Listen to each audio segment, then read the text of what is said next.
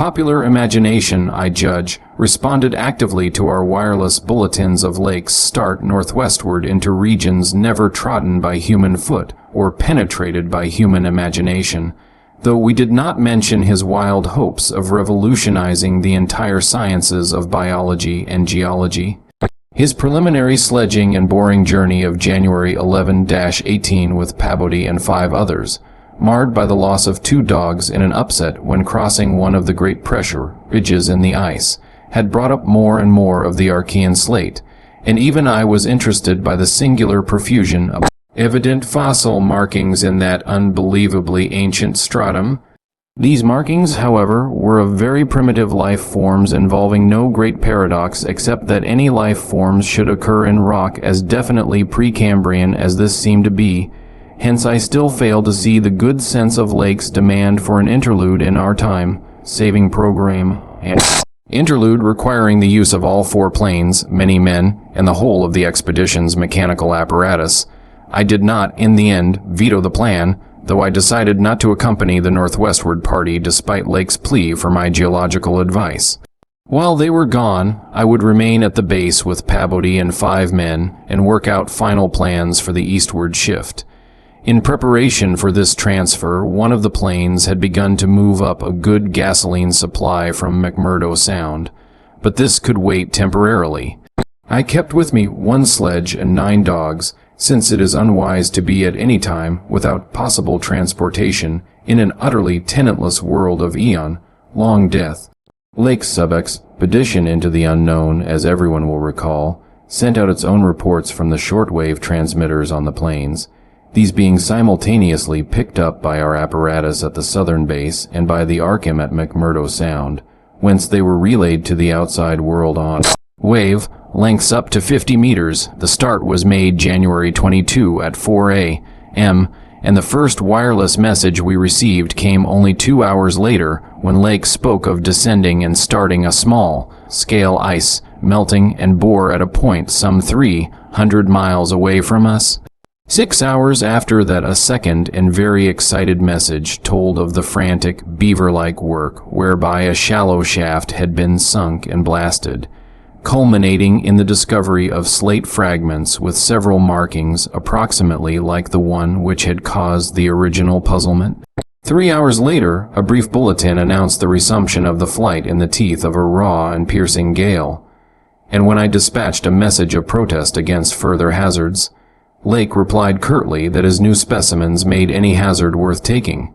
I saw that his excitement had reached the point of mutiny, and that I could do nothing to check this headlong risk of the whole expedition's success, but it was appalling to think of his plunging deeper and deeper into that treacherous and sinister white immensity of tempests and unfathomed mysteries which stretched off for some 500 miles to the half-known, half-suspected coast line of Queen Mary and Knox lands. Then, in about an hour and a half more, came that doubly excited message from Lake's moving plane, which almost reversed my sentiments and made me wish I had accompanied the party. 10:05 p.m. on the wing, after snowstorm, have spied mountain, range ahead higher than any hitherto seen, may equal Himalayas allowing for height of plateau, probable latitude 76 degrees 15, longitude 113 degrees 10 E, reach as far as can see to right and left, suspicion of 2 smoking cones, all peaks black and bare of snow, gale blowing off them impedes navigation. After that, Pabodie, the men, and I hung breathlessly over the receiver. Thought of this titanic mountain rampart 700 miles away inflamed our deepest sense of adventure, and we rejoiced that our expedition, if not ourselves personally, had been its discoverers. In half an hour Lake called us again. Moulton's plane forced down on plateau and foothills, but nobody hurt and perhaps can repair. Shall transfer essentials to other 3 for return or further moves if necessary, but no more heavy plane travel needed just now. Mountains surpass anything in imagination. Am going up scouting in Carroll's plane with all weighed out. You can't imagine anything like this. Highest peaks must go over 35,000 feet. Everest out of the running. Atwood to work out height with theodolite while Carroll and I go up. Probably wrong about cones, for formations look stratified, possibly Precambrian. Slate with other strata mixed in, queer skyline effects, regular sections of cubes clinging to highest peaks, whole thing marvelous in red, gold light of low sun, like land of mystery in a dream or gateway to forbidden world of untrodden wonder. Wish you were here to study. Though it was technically sleeping time, not one of us listeners thought for a moment of retiring. It must have been a good deal the same at McMurdo Sound, where the supply cache and the Arkham were also getting the messages. For Capt. Douglas gave out a call congratulating everybody on the important find, and Sherman, the cache operator, seconded his sentiments. We were sorry, of course, about the damaged aeroplane, but hoped it could be easily mended. Then, at 11 p.m., came another call from Lake. Up with Carol over highest foothills. Don't dare try really tall peaks in present weather, but shall later. Frightful work climbing and hard going at this altitude, but worth it. Great range fairly solid, hence can't get any glimpses beyond. Main summits exceed Himalayas and very queer. Range looks like Precambrian slate with plain signs of many other upheaved strata. Was wrong about volcanism. Goes farther in either direction than we can see. Swept clear of snow above about 21,000 feet. Odd formations on slopes of highest mountains. Great low square blocks with exactly vertical sides and rectangular lines of low vertical ramparts, like the old Asian castles clinging to steep mountains in Rorich's paintings. Impressive from distance. Flew close to some, and Carol thought they were formed of smaller separate pieces, but that is probably weathering. Most edges crumbled and rounded off as if exposed to storms and climate changes for millions of years. Parts, especially upper parts, seemed to be of lighter, colored rock than any visible strata on slopes proper, hence an evidently crystalline origin. Close flying shows many cave mouths, some unusually regular in outline, square or semicircular. You must come and investigate. Think I saw a rampart squarely on top of one peak. Height seems about 30,000 to 35,000 feet. Am up 21,500 myself in devilish gnawing cold. Wind whistles and pipes through passes and in and out of caves, but no flying danger so far. From then on for another half-hour, Lake kept up a running fire of comment and expressed his intention of climbing some of the peaks on foot. I replied that I would join him as soon as he could send a plane, and that Pabodie and I would work out the best gasoline plan, just where and how to concentrate our supply in view of the expedition's altered character. Obviously, Lake's boring operations, as well as his aeroplane activities, would need a great deal delivered for the new base which he was to establish at the foot of the mountains, and it was possible that the eastward flight might not be made after all this season. In connection with this business, I called Capt. Douglas and asked him to get as much as possible out of the ships and up the barrier with the single dog team we had left there. A direct route across the unknown region between Lake and McMurdo Sound was what we really ought to establish. Lake called me later to say that he had decided to let the camp stay where Moulton's plane had been forced down, and where repairs had already progressed somewhat. The ice sheet was very thin, with dark ground here and there visible, and he would sink some borings and blasts at that very point before making any sledge trips or climbing expeditions. He spoke of the ineffable majesty of the whole scene, and the queer state of his sensations at being in the lee of vast silent pinnacles, whose ranks shot up like a wall reaching the sky at the world's rim. Atwood's theodolite observations had placed the height of the 5 tallest peaks at from 30,000 to 34,000 feet. The windswept nature of the terrain clearly disturbed Lake, for it argued the occasional existence of prodigious gales violent beyond anything we had so far encountered. His camp lay a little more than 5 miles from where the higher foothills abruptly rose. I could almost trace a note of subconscious alarm in his words, flashed across a glacial void of 700 miles. as he urged that we all hasten with the matter and get the strange new region disposed of as soon as possible.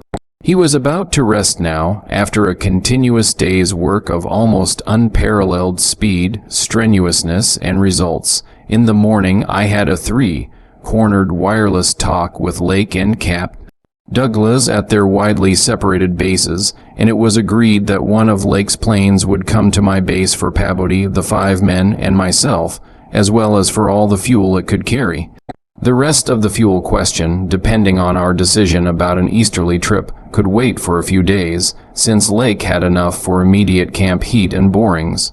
Eventually the old southern base ought to be restocked, but if we postponed the easterly trip, we would not use it till the next summer, and meanwhile Lake must send a plane to explore a direct route between his new mountains and McMurdo Sound. Pabodie and I prepared to close our base for a short or long period, as the case might be. If we wintered in the Antarctic, we would probably fly straight from Lake's base to the Arkham without returning to this spot. Some of our conical tents had already been reinforced by blocks of hard snow, and now we decided to complete the job of making a permanent Esquimau village. Owing to a very liberal tent supply, Lake had with him all that his base would need even after our arrival. I wirelessed that Pabodie and I would be ready for the northwestward move after 1 day's work and 1 night's rest. Our labors, however, were not very steady after 4 p.m.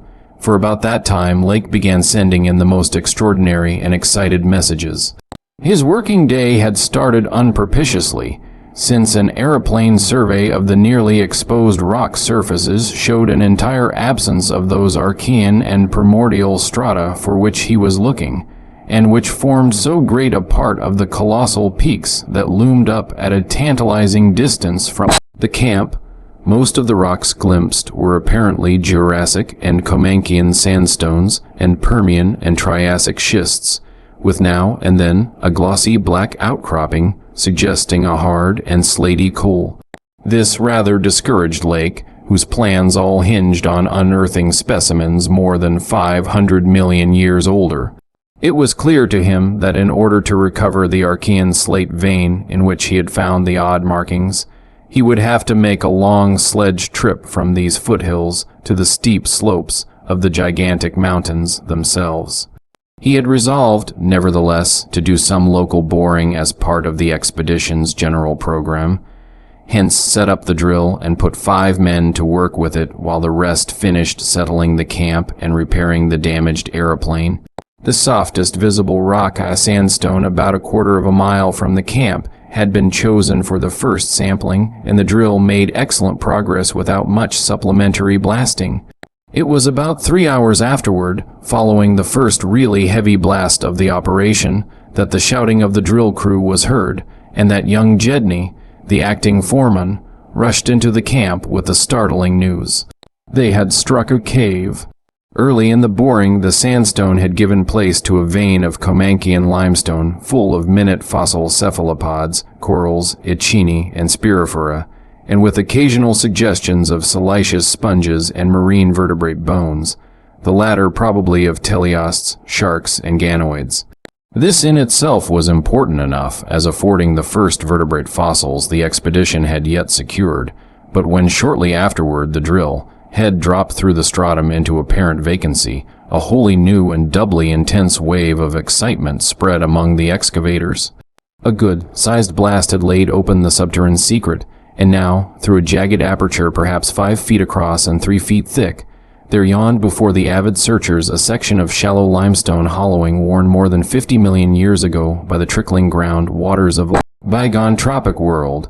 The hollowed layer was not more than 7 or 8 feet deep, but extended off indefinitely in all directions and had a fresh, slightly moving air which suggested its membership in an extensive subterranean system.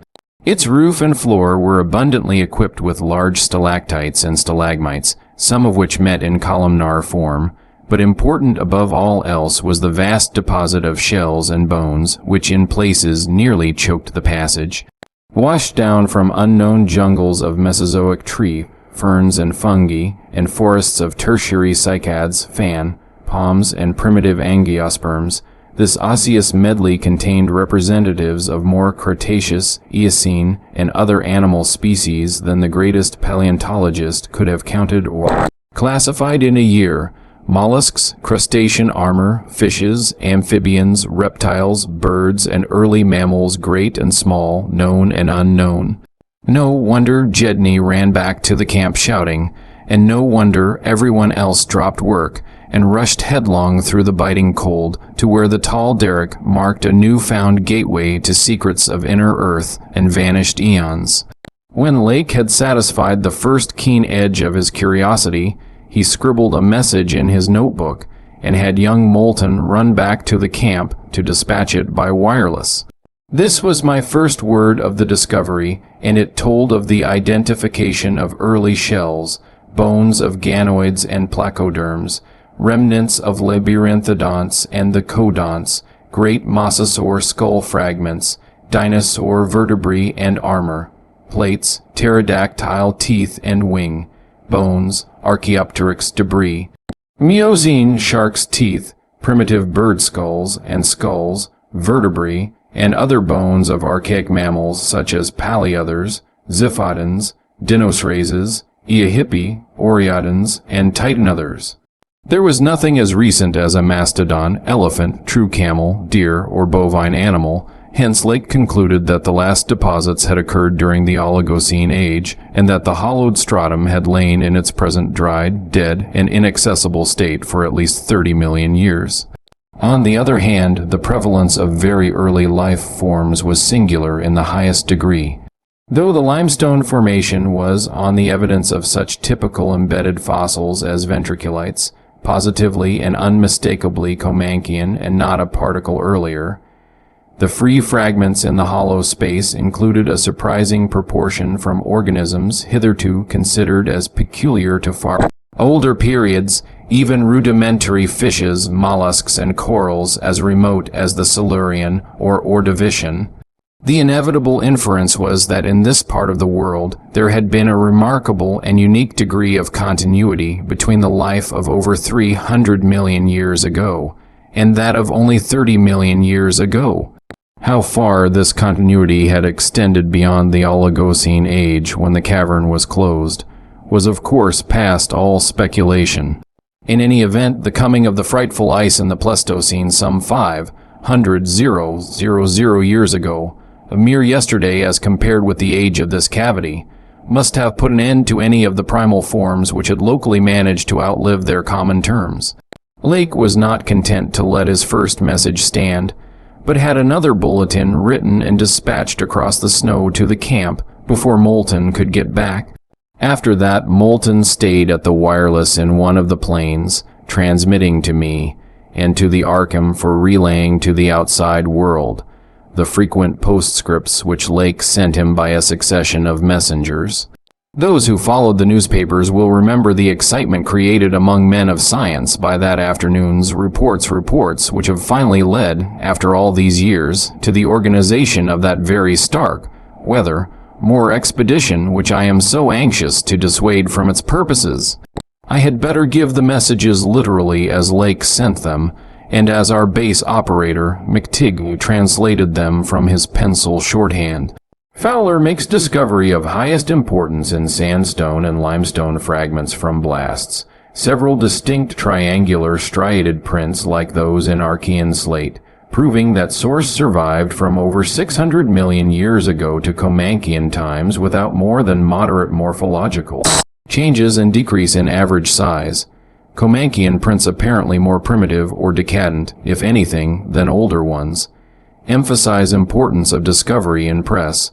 Will mean to biology what Einstein has meant to mathematics and physics. Joins up with my previous work and amplifies conclusions. Appears to indicate, as I suspected, that Earth has seen whole cycle or cycles of organic life before known one that begins with archaeozoic cells, was evolved and specialized not later than 1,000 million years ago, when planet was young and recently uninhabitable for any life, forms, or normal protoplasmic structure.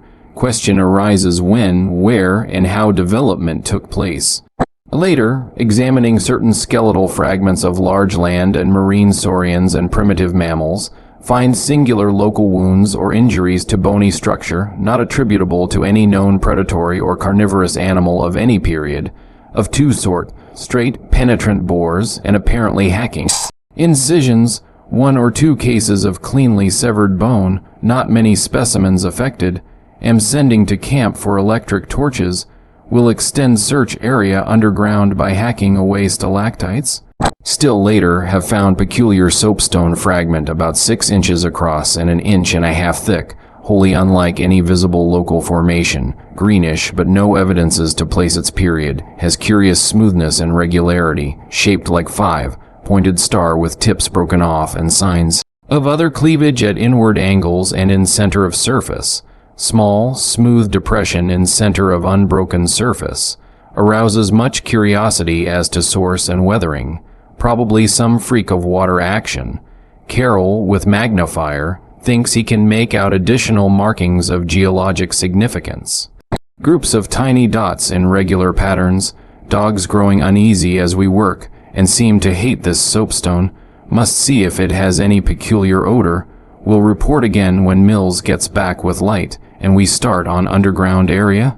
10:15 p.m. Important discovery. Orendorff and Watkins working underground at 9:45 with light found monstrous barrel-shaped fossil of wholly unknown nature, probably vegetable unless overgrown specimen of unknown marine radiata. Tissue evidently preserved by mineral salts, tough as leather. Astonishing flexibility retained in places. Marks of broken off parts at ends and around sides. 6 feet end to end. 5 feet central diameter, tapering to 1 foot at each end, like a barrel with 5 bulging ridges in place of staves.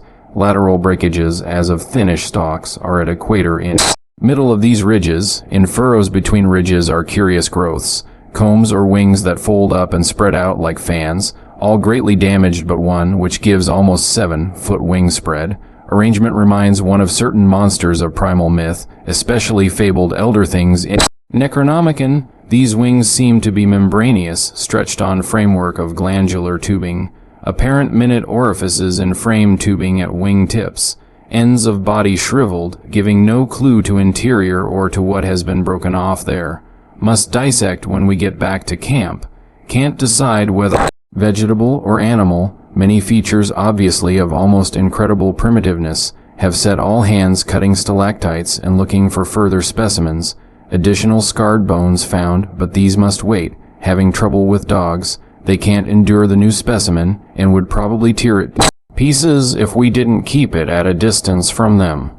11:30 p.m. Attention, Dyer, Pabody, Douglas, matter of highest, I might say transcendent importance. Arkham must relay to Kingsport Head Station at once. Strange barrel growth is the Archean thing that left prints in rocks. Mills, Boudreaux, and Fowler discover cluster of 13 more at underground point 40 feet from aperture. Mixed with curiously rounded and configured soapstone fragments smaller than one previously found. Star-shaped but no marks of breakage except at some of the points. Of organic specimens, 8 apparently perfect, with all appendages. Have brought all to surface, leading off dogs to distance. They cannot stand the things. Give close attention to description and repeat back for accuracy. Papers must get this right. Objects are 8 feet long all over. 6'5", ridged barrel torso 3. 5 feet central diameter, 1 foot end diameters, dark gray, flexible, and infinitely tough. 7-foot membranous wings of same color, found folded, spread out of furrows between ridges. Wing framework, tubular or glandular, of lighter gray, with orifices at wing tips. Spread wings have serrated edge. Around equator, one at central apex of each of the 5 vertical, stave-like ridges, are 5 systems of light gray flexible arms or tentacles found tightly folded to torso, but expansible to maximum length of over 3 feet. Like arms of primitive crinoid, single stalks 3 inches diameter branch after 6 inches into 5 sub-stalks, each of which branches after 8 inches into 5 small, tapering tentacles or tendrils, giving each stalk a total of 25 tentacles. At top of torso, blunt bulbous neck of lighter gray with gill, like suggestions, holds yellowish 5-pointed starfish, shaped apparent head covered with 3-inch wiry cilia of various prismatic colors, head thick and puffy, about 2 feet point to point, with 3-inch flexible yellowish tubes projecting from each point, slit in exact center of top probably breathing aperture. At end of each tube is spherical expansion where yellowish membrane rolls back on handling to reveal glassy, red-irised globe, evidently an eye. 5 slightly longer reddish tubes start from inner angles of starfish-shaped head and end in sac, like swellings of same color which upon pressure open to bell, shaped orifices 2 inches maximum diameter and lined with sharp white tooth-like projections, probable mouths, all these tubes, cilia, and points of starfish, head found folded tightly down, tubes, and points clinging to bulbous neck and torso, flexibility surprising despite vast toughness, at bottom of torso, rough but dissimilarly functioning counterparts of head arrangements exist, bulbous light, gray pseudo-neck without gill suggestions holds greenish 5, pointed starfish arrangement. Tough, muscular arms 4 feet long and tapering from 7 inches diameter at base to about 2. 5 at point. To each point is attached small end of a greenish 5, veined membranous triangle 8 inches long and 6 wide at farther end. This is the paddle, fin, or pseudo-foot which has made prints in rocks from 1,000 million to 50 or 60 million years old. From inner angles of starfish arrangement project 2, foot reddish tubes tapering from 3 inches diameter at base to 1 at tip. Orifices at tips, all these parts infinitely tough and leathery, but extremely flexible. 4 foot arms with paddles undoubtedly used for locomotion of some sort, marine or otherwise. When moved, display suggestions of exaggerated muscularity. As found, all these projections tightly folded over pseudo, neck, and end of torso, corresponding to projections at other end. Cannot yet assign positively to animal or vegetable kingdom, but odds now favor animal. Probably represents incredibly advanced evolution of radiata without loss of certain primitive features. Echinoderm resemblances unmistakable despite local contradictory evidences. Wing structure puzzles in view of probable marine habitat but may have use in water navigation. Symmetry is curiously vegetable, like suggesting vegetables essentially up and down structure rather than animals fore and aft structure. Fabulously early date of evolution, preceding even simplest Archean protozoa hitherto known, baffles all conjecture as to origin. Complete specimens have such uncanny resemblance to certain creatures of primal myth that suggestion of ancient existence outside Antarctic becomes inevitable. Dyer and Pabodie have read Necronomicon and seen Clark Ashton Smith's nightmare paintings based on text, and will understand when I speak of elder things supposed to have created all earth, life as jest or mistake.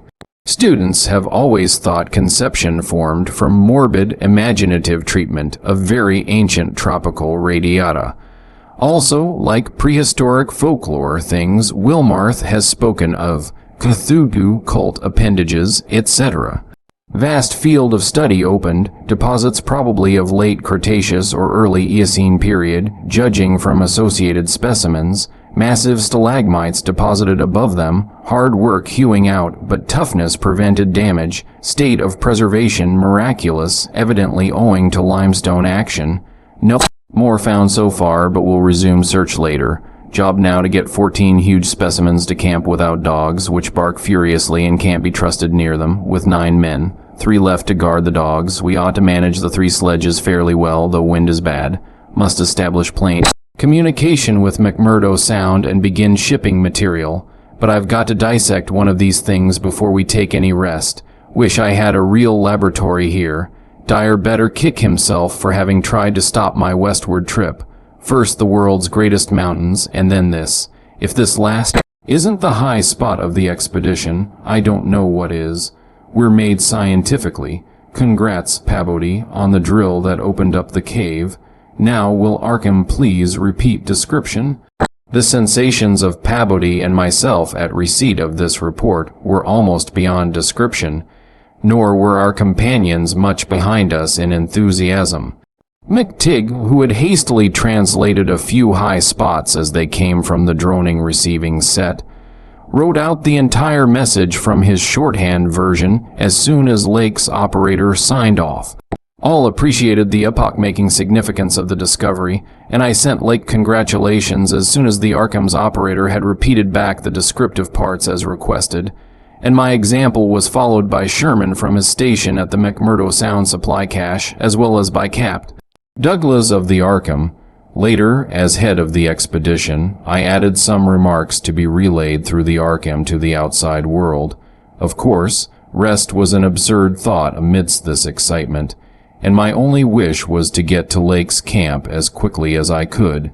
It disappointed me when he sent word that a rising mountain gale made early aerial travel impossible, but within an hour and a half interest again rose to banish disappointment. Lake was sending more messages and told of the completely successful transportation of the 14 great specimens to the camp.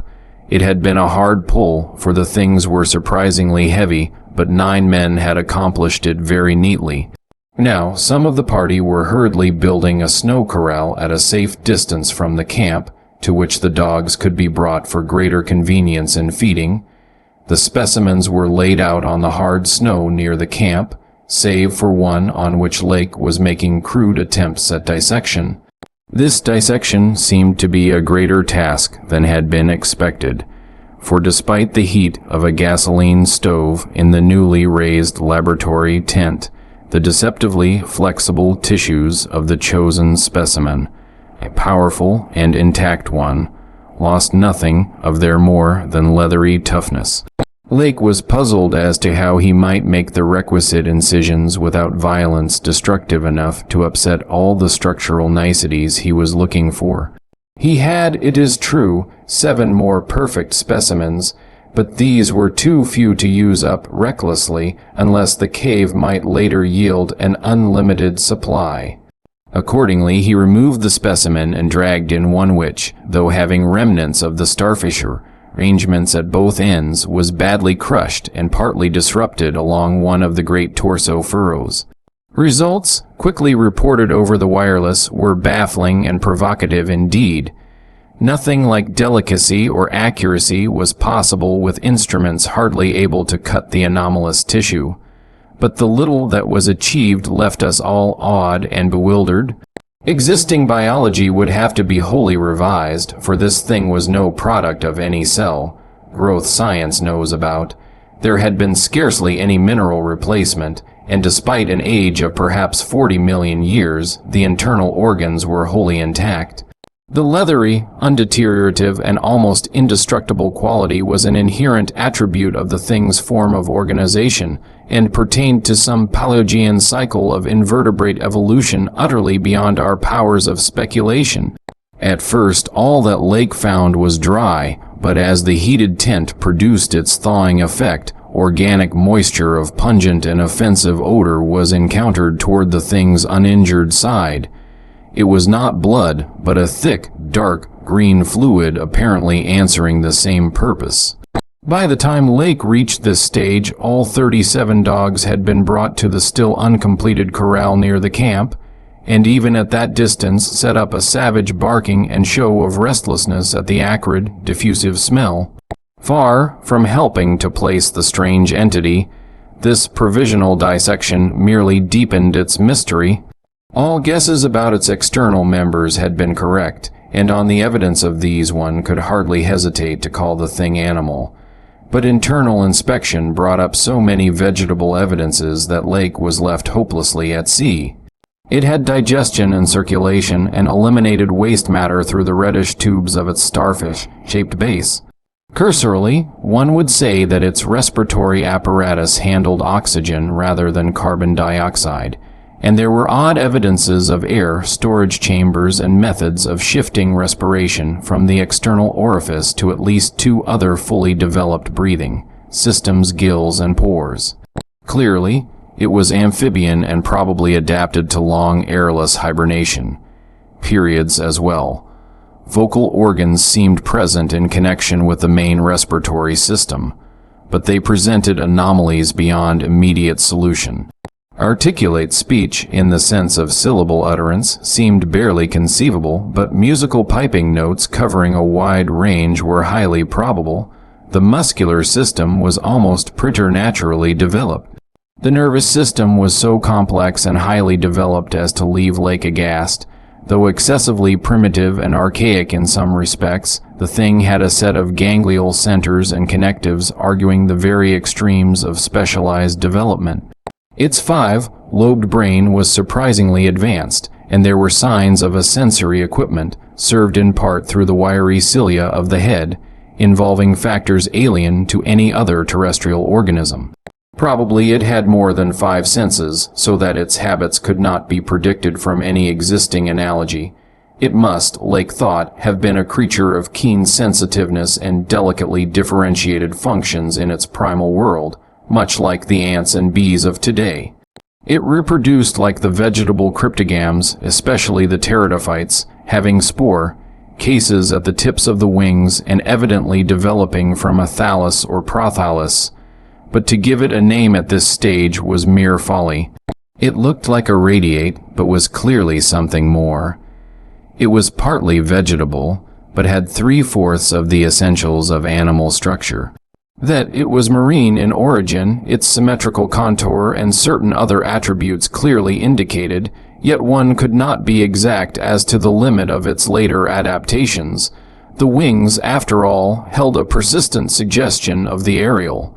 How it could have undergone its tremendously complex evolution on a new-born Earth in time to leave prints in Archean rocks was so far beyond conception as to make Lake whimsically recall the primal myths about great old ones who filtered down from the stars and concocted Earth life as a joke.